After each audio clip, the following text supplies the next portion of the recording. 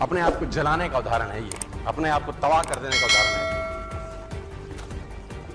कैसे अपने आप को जला दिया, कुछ नहीं। प्रकृति सिखाती है बहुत कुछ। हमारी आंखों के सामने बहुत कुछ हो रहा है, हमारी आंखों के सामने बहुत कुछ घटित हो रहा है, हम अनभिज्ञ हैं, हमको समझ ही नहीं आ रहा कि प्रकृति रोज सिखा रही है कि जलना तो पड़ेगा। और देखो कहानी इसकी, ये बर्ड किंगडम का राजा है, ईगल। प्रकृति रोज सिखाती है कि if you want to become eagle तो आपको जलना पड़ेगा। 70 साल औसतन उम्र होती है, 70 साल ईगल का उम्र होता है।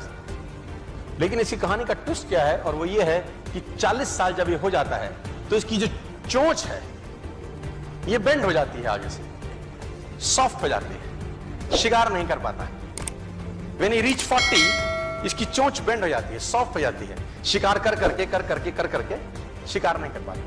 इसके जो पंख हैं जिससे उड़ता है वो इतने भारी हो जाते हैं कि वो छाती से चिपक जाते हैं, इतने भारी हो जाते हैं कि छाती से चिपक जाते हैं, इसको उड़ने में तकलीफ होती है। इसके जो पैर हैं जिससे झपटा मारता है वो नाखून टेढ़े हो जाते हैं, कर करके 40 साल। अब इसके पास चॉइस है कि 40 साल के बाद मर जाए, क्योंकि उड़ सकता नहीं है, शिकार कर नहीं सकता, पंख भारी हो गए, उड़ना दिक्कत, शिकार पकड़ नहीं सकता क्योंकि पैर के नाखून खराब हो गए, और पकड़ भी ले तो चोंच से उसको मार नहीं सकता। अब इसके पास चॉइस है 40 साल में क्या वो मर जाए।